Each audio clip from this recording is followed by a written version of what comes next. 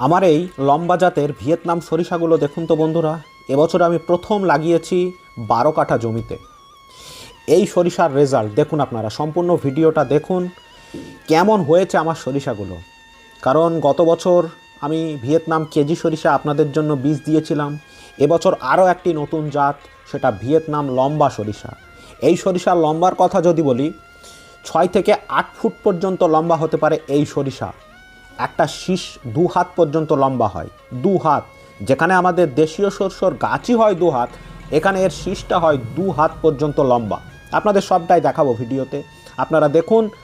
আর দেখতে দেখতে এই সরিষা কখন লাগাবেন, কীভাবে লাগাবেন একটু আমি সংক্ষেপে বলে নিই, তারপর বিস্তারিত পরের ভিডিওতে আরও আমি জানাতে যাব এবং আপনাদের আপডেট দিতে যাব। এই সরিষা লাগানোর সব থেকে উত্তম সময় আশ্বিন মাসের 20 তারিখ থেকে কার্তিক মাসের 15 তারিখ। এই সময়ের মধ্যে আপনারা লাগাবেন, সব থেকে বেটার রেজাল্ট পাবেন।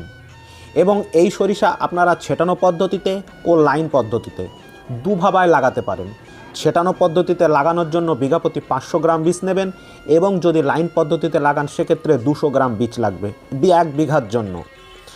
তো আপনারা এই সরিষা ছেটানো পদ্ধতিতে ও লাইন পদ্ধতিতে লাগান। আর আমার যেটা গুচ্ছ ভিয়েতনাম কেজি সরিষা আছে, সেটা কখনোই আপনারা ছিটিয়ে বুনবেন না, আপনাদের কাছে অনুরোধ থাকবে। তার কারণ ছিটিয়ে বোনা আর লাইন পদ্ধতিতে বোনার মধ্যে যে কতটা ফারাক আছে, সেটা যদি আপনারা করেন আপনারা বুঝতে পারবেন। আমার এই সরিষাগুলোকে দেখুন, আপনারা ভালো করে লক্ষ্য করুন। আমি একটা শীষ দেখাচ্ছি, দেখুন শীষটার লম্বা কতটা, দেখুন এই দেখুন শীষটা, দেখুন লম্বাটা দেখুন। তাহলে ফলন কেন হবে না?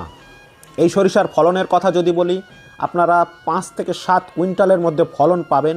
তবে সেটা আপনার পরিচর্যার উপরে নির্ভর করবে, আপনার ফলন আপনি কতটুকু পরিচর্যা করতে পেরেছেন।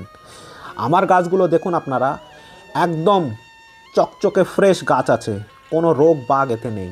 আর হাইটের কথা যদি বলি, দেখুন আমি যেটা বললাম 6 থেকে 8 ফুট, দেখুন আমি পুরোপুরি হাত তুলেছি, তার উপরেও শীষ আছে। অর্থাৎ এই গাছের সর্বোচ্চ হাইট 8 ফুট পর্যন্ত হতে পারে। আপনারা ভেবে দেখুন 8 ফুট মানে ঠিক কতটা। তো এই দেখুন আমার পুরো এই 12 কাঠা জমিতে এবছরই আমি প্রথম করেছি।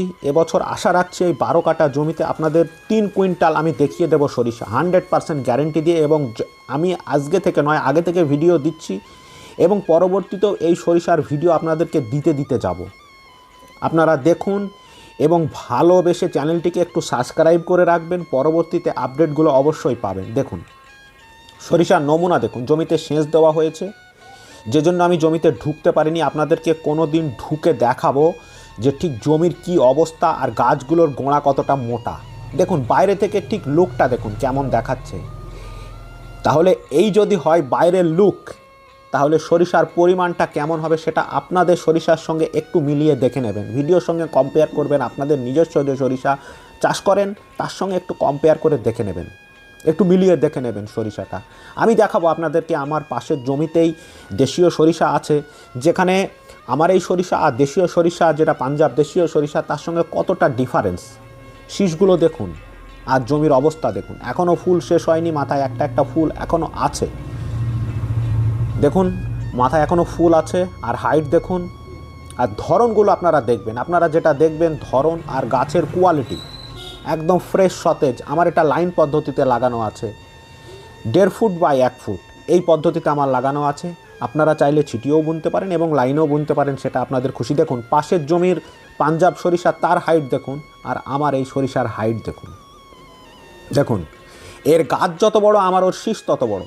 মানে দেশীয় পাঞ্জাব সরিষার গাছই যত বড় হয়, এই সরিষার শীষটা তত বড় হয়। দেখুন এই দেখুন হাইটটা দেখুন।